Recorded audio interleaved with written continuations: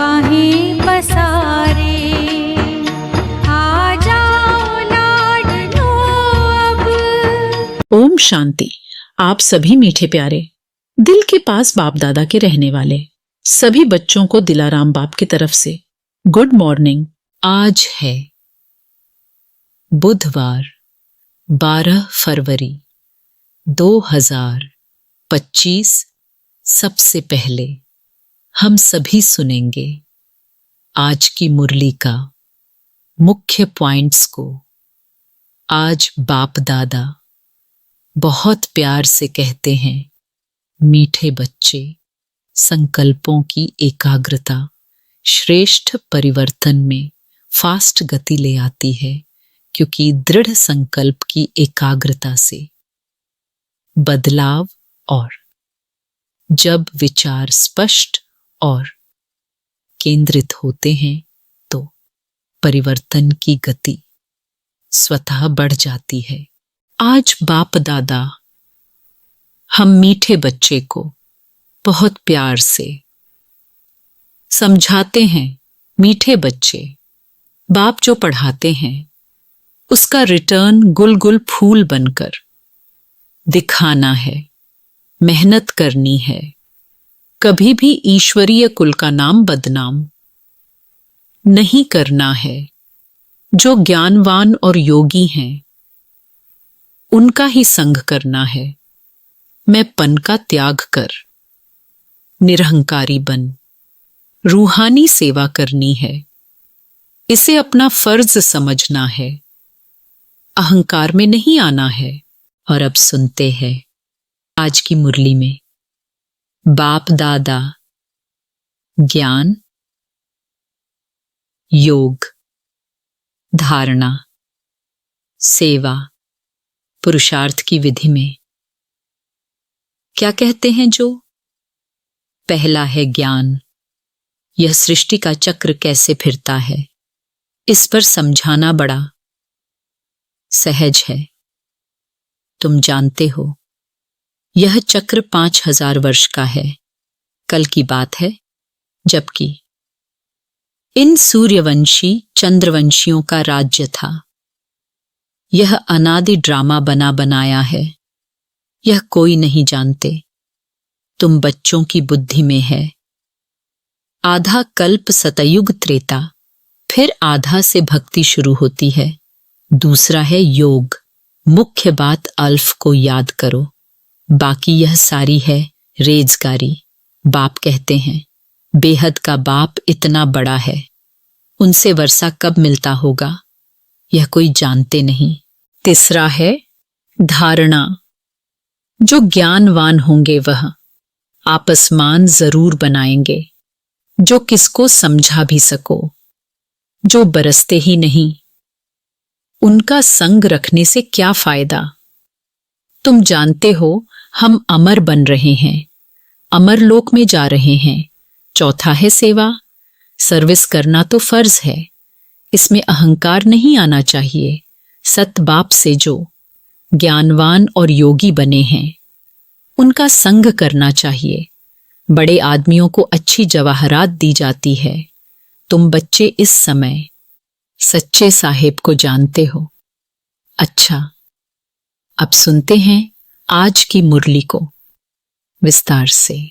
आज की मुरली का सार है, आज बाप दादा बहुत प्यार से कहते हैं, मीठे बच्चे, तुम बहुत बड़े जौहरी हो। तुम्हें अविनाशी ज्ञान रत्नों रूपी जवाहरात देकर सबको साहूकार बनाना है। आज भगवान हम बच्चों से प्रश्न पूछते हैं कि अपने जीवन को हीरे जैसा बनाने के लिए किस बात की बहुत बहुत संभाल चाहिए। आज हम बच्चे भगवान का प्रश्न का क्या उत्तर देंगे। आज का उत्तर है संग की। बच्चों को संग उनका करना चाहिए जो अच्छा बरसते हैं, जो बरसते नहीं उनका संग रखने से फायदा ही क्या। संग का दोष बहुत लगता है। कोई किसके संग से हीरे जैसा बन जाते हैं, कोई फिर किसके संग से ठिक्कर बन जाते हैं। जो ज्ञानवान होंगे वह आपसमान जरूर बनाएंगे, संग से अपनी संभाल रखेंगे। ओम शांति। मीठे मीठे रूहानी बच्चों को सारी सृष्टि, सारा ड्रामा अच्छी रीति बुद्धि में याद है, कॉन्ट्रास्ट भी बुद्धि में है। यह सारा बुद्धि में पक्का रहना चाहिए कि सतयुग में सब श्रेष्ठाचारी निर्विकारी पावन साल्वेंट थे।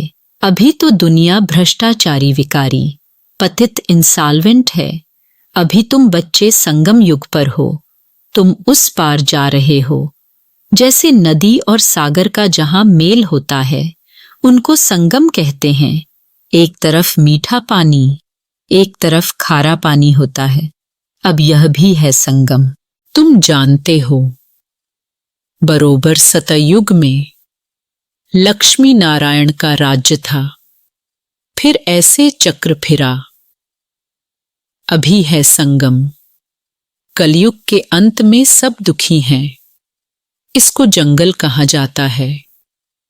सतयुग को बगीचा कहा जाता। अभी तुम कांटों से फूल बन रहे हो। यह स्मृति तुम बच्चों को होनी चाहिए। हम बेहद के बाप से वर्षा ले रहे हैं, यह बुद्धि में याद रखना है। 84 जन्मों की कहानी तो बिल्कुल कॉमन है।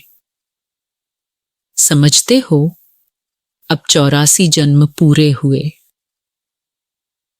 तुम्हारी बुद्धि में तरावट है कि हम अभी सतयुगी बगीचे में जा रहे हैं। अब हमारा जन्म इस मृत्युलोक में नहीं होगा, हमारा जन्म होगा अमरलोक में। शिव बाबा को अमरनाथ भी कहते हैं। वह हमको अमर कहानी सुना रहे हैं। वहां हम शरीर में होते भी अमर रहेंगे। अपनी खुशी से टाइम पर शरीर छोड़ेंगे, उसको मृत्युलोक नहीं कहा जाता। तुम किसको भी समझाएंगे तो समझेंगे, बरोबर इनमें तो पूरा ज्ञान है। सृष्टि का आदि और अंत तो है ना। छोटा बच्चा भी जवान और वृद्ध होता है, फिर अंत आ जाता है, फिर बच्चा बनता है। सृष्टि भी नई बनती, फिर काटर पुरानी, आधी पुरानी, फिर सारी पुरानी होती है, फिर नई होगी। यह सब बातें और कोई एक दो को सुना नहीं सकते। ऐसी चर्चा कोई कर नहीं सकते सिवाय तुम ब्राह्मणों के, और कोई को रूहानी नॉलेज मिल ना सके। ब्राह्मण वर्ण में आए तब सुने, सिर्फ ब्राह्मण ही जाने। ब्राह्मणों में भी नंबरवार हैं। कोई यथार्थ रीति सुना सकते हैं, कोई नहीं सुना सकते हैं, तो उन्हों को कुछ मिलता नहीं है। जौहरियों में भी देखेंगे कोई के पास तो करोड़ों का माल रहता है, कोई के पास तो 10,000 का भी माल नहीं होगा। तुम्हारे में भी ऐसे हैं। जैसे देखो, यह जनक है, यह अच्छा जौहरी है, इनके पास वैल्यूबल जवाहरात हैं। किसको देकर अच्छा साहूकार बना सकती है। कोई छोटा जौहरी है, जास्ती दे नहीं सकते तो उनका पद भी कम हो जाता है। तुम सब जौहरी हो। यह अविनाशी ज्ञान रत्नों के जवाहरात हैं। जिसके पास अच्छे रत्न होंगे वह साहूकार बनेंगे, औरों को भी बनाएंगे। ऐसे तो नहीं सब अच्छे जौहरी होंगे। अच्छे अच्छे जौहरी बड़े बड़े सेंटर्स पर भेज देते हैं। बड़े आदमियों को अच्छी जवाहरात दी जाती है। बड़े बड़े दुकानों पर एक्सपर्ट रहते हैं। बाबा को भी कहा जाता है सौदागर रत्नागर। रत्नों का सौदा करते हैं। फिर जादूगर भी है, क्योंकि उनके पास ही दिव्य दृष्टि की चाबी है। कोई नौधा भक्ति करते हैं तो उनको साक्षात्कार हो जाता है। यहां वह बात नहीं है, यहां तो अनायास घर बैठे भी बहुतों को साक्षात्कार होता है। दिन प्रतिदिन सहज होता जाएगा। कईयों को ब्रह्मा का और श्री कृष्ण का भी साक्षात्कार होता है। उनको कहते हैं ब्रह्मा के पास जाओ, जाकर उनके पास प्रिंस बनने की पढ़ाई पढ़ो। यह पवित्र प्रिंस प्रिंसेस चले आते हैं ना, प्रिंस को पवित्र भी कह सकते हैं। पवित्रता से जन्म होता है ना, पतित को भ्रष्टाचारी कहेंगे। पतित से पावन बनना है, यह बुद्धि में रहना चाहिए। जो किसको समझा भी सको। मनुष्य समझते हैं, यह तो बड़े सेंसिबल हैं। बोलो, हमारे पास कोई शास्त्रों आदि की नॉलेज नहीं है। यह है रूहानी नॉलेज, जो रूहानी बाप समझाते हैं। यह है त्रिमूर्ति ब्रह्मा, विष्णु, शंकर। यह भी रचना है। रचयिता एक बाप है, वह होते हैं हद के क्रिएटर। यह है बेहद का बाप, बेहद का क्रिएटर। बाप बैठकर पढ़ाते हैं, मेहनत करनी होती है। बाप गुल गुल फूल बनाते हैं। तुम हो ईश्वरीय कुल के, तुमको बाप पवित्र बनाते हैं। फिर अगर अपवित्र बनते हैं तो कुल कलंकित बनते हैं। बाप तो जानते हैं ना। फिर धर्मराज द्वारा बहुत सजा दिलाएंगे। बाप के साथ धर्मराज भी है। धर्मराज की ड्यूटी भी अभी पूरी होती है। सतयुग में तो होगी ही नहीं। फिर शुरू होती है द्वापर से बाप बैठ। कर्म, आकर्म, विकर्म की गति समझाते हैं। कहते हैं ना, इसने आगे जन्म में ऐसे कर्म किए हैं जिसकी यह भोगना है। सतयुग में ऐसे नहीं कहेंगे। बुरे कर्मों का वहां नाम नहीं होता। यहां तो बुरे अच्छे दोनों हैं, सुख दुख दोनों हैं। परंतु सुख बहुत थोड़ा है, वहां फिर दुख का नाम नहीं। सतयुग में दुख कहां से आया? तुम बाप से नई दुनिया का वर्षा लेते हो। बाप है ही दुख हरता सुख करता। दुख कब से शुरू होता है यह भी तुम जानते हो। शास्त्रों में तो कल्प की आयु ही लंबी चौड़ी लिखती है। अभी तुम जानते हो आधा कल्प के लिए हमारे दुख हर जाएंगे और हम सुख पाएंगे। यह सृष्टि का चक्र कैसे फिरता है, इस पर समझाना बड़ा सहज है।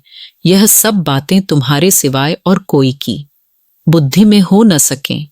लाखों वर्ष कह देने से सब बातें बुद्धि से निकल जाती हैं। अभी तुम जानते हो यह चक्र 5000 वर्ष का है। कल की बात है, जबकि इन सूर्यवंशी चंद्रवंशियों का राज्य था। कहते भी हैं ब्राह्मणों का दिन, ऐसे नहीं शिव बाबा का दिन कहेंगे। ब्राह्मणों का दिन, फिर ब्राह्मणों की रात। ब्राह्मण फिर भक्ति मार्ग में भी चले आते हैं। अभी है संगम, न दिन है न रात है। तुम जानते हो हम ब्राह्मण फिर देवता बनेंगे, फिर त्रेता में क्षत्रिय बनेंगे। यह तो बुद्धि में पक्का याद कर लो। इन बातों को और कोई नहीं जानते हैं। वह तो कहेंगे शास्त्रों में इतनी आयु लिखी है, तुमने फिर यह हिसाब कहां से लाया है? यह अनादि ड्रामा बना बनाया है। यह कोई नहीं जानते, तुम बच्चों की बुद्धि में है। आधा कल्प है सतयुग त्रेता, फिर आधा से भक्ति शुरू होती है। वह हो जाता है त्रेता और द्वापर का संगम। द्वापर में भी यह शास्त्र आदि आहिस्ते आहिस्ते बनते हैं। भक्ति मार्ग की सामग्री बड़ी लंबी चौड़ी है। जैसे झाड़ कितना लंबा चौड़ा है। इसका बीज है बाबा, यह उल्टा झाड़ है। पहले पहले आदि सनातन देवी देवता धर्म है।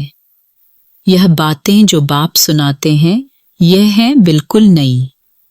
इस देवी देवता धर्म के स्थापक को कोई नहीं जानते। श्री कृष्ण तो बच्चा है, ज्ञान सुनाने वाला है बाप, तो बाप को उड़ाए बच्चे का नाम डाल दिया है।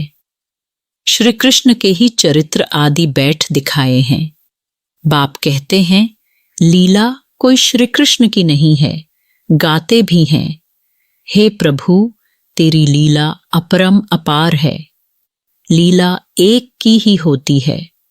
शिव बाबा की महिमा बड़ी न्यारी है। वह तो है सदा पावन रहने वाला, परंतु वह पावन शरीर में तो आ न सके। उनको बुलाते ही हैं, पतित दुनिया को आकर पावन बनाओ। तो बाप कहते हैं मुझे भी पतित दुनिया में आना पड़ता है। इनके बहुत जन्मों के अंत में आकर प्रवेश करता हूं। तो बाप कहते हैं मुख्य बात अल्फ को याद करो, बाकी यह सारी है रेजगारी। वह सब तो धारण कर न सके, जो धारण कर सकते हैं उन्हों को समझाता हूं। बाकी तो कह देता हूं मन मना भव। नंबरवार बुद्धि तो होती है ना। बादल कोई तो खूब बरसते हैं, कोई थोड़ा बरसकर चले जाते हैं। तुम भी बादल हो ना, कोई तो बिल्कुल बरसते ही नहीं हैं। ज्ञान को खींचने की ताकत नहीं है। मम्मा बाबा अच्छे बादल हैं ना। बच्चों को संग उनका करना चाहिए जो अच्छा बरसते हैं। जो बरसते ही नहीं, उनसे संग रखने से क्या होगा। संग का दोष भी बहुत लगता है। कोई तो किसके संग से हीरे जैसा बन जाते हैं, कोई फिर किसके संग से ठिक्कर बन जाते हैं। पीठ पकड़नी चाहिए अच्छे की। जो ज्ञानवान होगा वह आपसमान फूल बनाएगा। सत बाप से जो ज्ञानवान और योगी बने हैं उनका संग करना चाहिए। ऐसे नहीं समझना है कि हम फलाने का पूंछ पकड़कर पार हो जाएंगे। ऐसे बहुत कहते हैं, परंतु यहां तो वह बात नहीं है। स्टूडेंट किसकी पूंछ पकड़ने से पास हो जाएंगे क्या? पढ़ना पड़े ना। बाप भी आकर नॉलेज देते हैं। इस समय वह जानते हैं हमको ज्ञान देना है। भक्ति मार्ग में उनकी बुद्धि में यह बातें नहीं रहती कि हमको जाकर ज्ञान देना है। यह सब ड्रामा में नूद है। बाबा कुछ करते नहीं हैं। ड्रामा में दिव्य दृष्टि मिलने का पाठ है तो साक्षात्कार हो जाता है। बाप कहते हैं ऐसे नहीं कि मैं बैठ साक्षात्कार कराता हूं। यह ड्रामा में नूद है। अगर कोई देवी का साक्षात्कार करना चाहते हैं, देवी तो नहीं कराएगी ना। कहते हैं हे भगवान हमको साक्षात्कार कराओ। बाप कहते हैं ड्रामा में नूद होगी तो हो जाएगा। मैं भी ड्रामा में बांधा हुआ हूं। बाबा कहते हैं मैं इस सृष्टि में आया हुआ हूं। इनके मुख से मैं बोल रहा हूं, इनकी आंखों से तुमको देख रहा हूं। अगर यह शरीर न हो तो देख कैसे सकूंगा। पतित दुनिया में ही मुझे आना पड़ता है। स्वर्ग में तो मुझे बुलाते ही नहीं हैं। मुझे बुलाते ही संगम पर हैं। जब संगम युग पर आकर शरीर लेता हूं तभी देखता हूं। निराकार रूप में तो कुछ देख नहीं सकता हूं। आर्गन्स बिगर आत्मा कुछ भी कर न सके। बाबा कहते हैं मैं देख कैसे सकता, चुरपुर कैसे कर सकता बिगर शरीर के। यह तो अंधश्रद्धा है जो कहते हैं ईश्वर सब कुछ देखता है, सब कुछ वह करते हैं, देखेगा फिर कैसे। जब आर्गन्स मिले तब देखे ना। बाप कहते हैं अच्छा व बुरा काम ड्रामानुसार हर एक करते हैं। नूद है मैं थोड़े ही इतने करोड़ों मनुष्यों का बैठ हिसाब रखूंगा। मुझे शरीर है तब सब कुछ करता हूं, करण करावनहार भी। तब कहते हैं नहीं तो कह न सकें, मैं जब इसमें आऊं तब आकर पावन बनाऊं। ऊपर में आत्मा क्या करेगी, शरीर से ही पाठ बजाएगी ना। मैं भी यहां आकर पाठ बजाता हूं।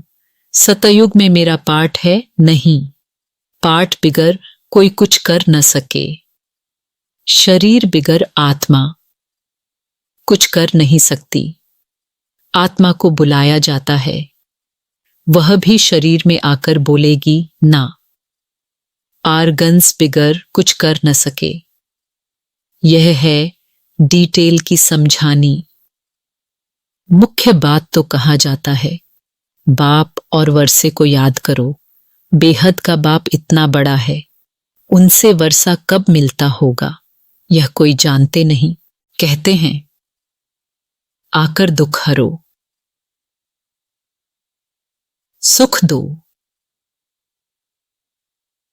परंतु कब यह किसको पता नहीं है।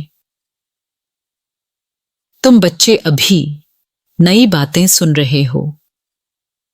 तुम जानते हो हम अमर बन रहे हैं, अमरलोक में जा रहे हैं। तुम अमरलोक में कितना बार गए हो, अनेक बार। इसका कभी अंत नहीं होता।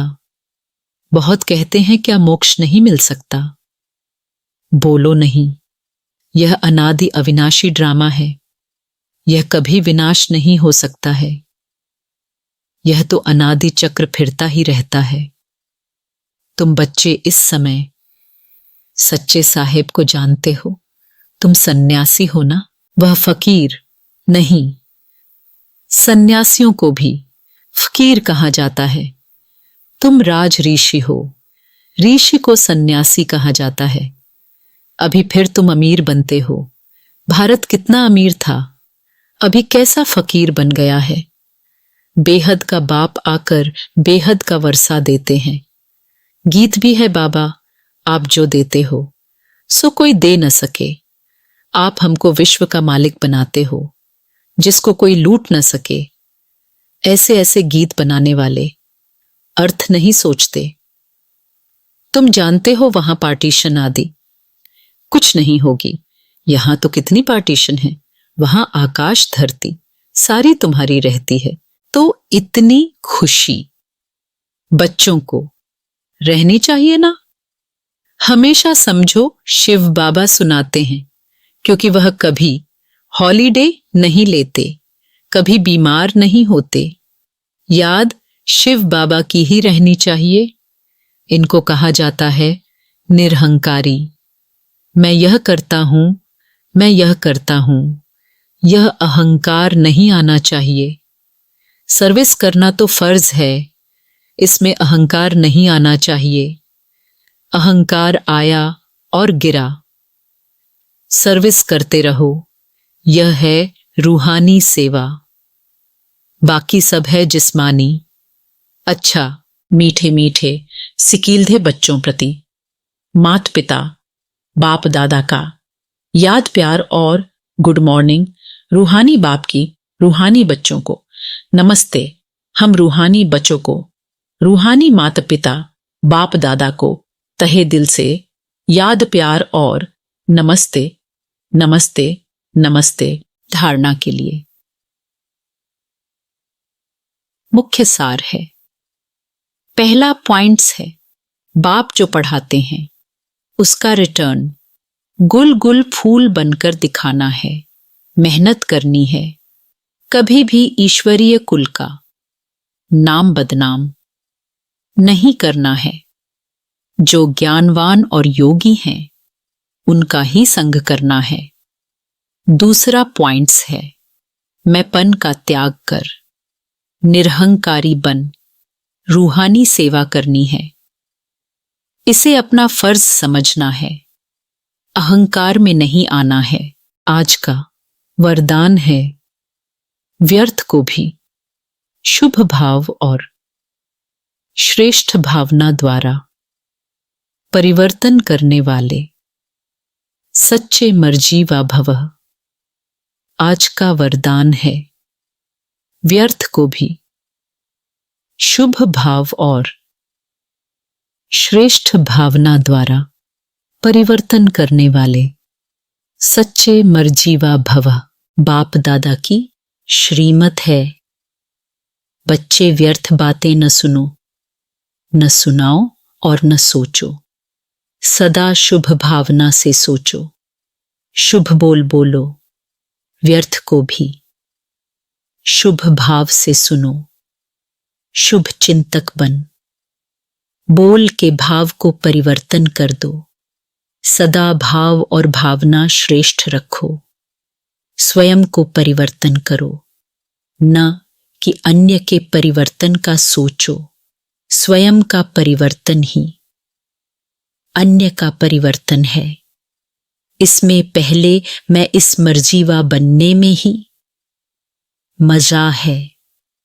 इसी को ही महाबली कहा जाता है। इसमें खुशी से मरो, यह मरना ही जीना है। यही सच्चा जियादान है। आज का स्लोगन है संकल्पों की एकाग्रता श्रेष्ठ परिवर्तन में फास्ट गति ले आती है। आज का स्लोगन है संकल्पों की एकाग्रता श्रेष्ठ परिवर्तन में फास्ट गति ले आती है। अच्छा, ओम शांति। आप सभी गॉडली स्टूडेंट्स को तहे दिल से बहुत बहुत थैंक्स। भगवान हमेशा आपके साथ हैं।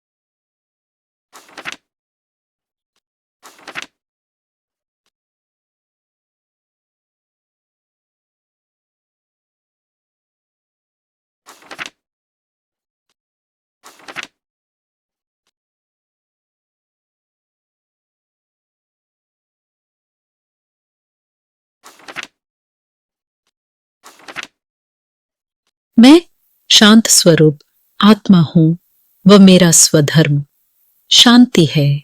अच्छा, ओम शांति।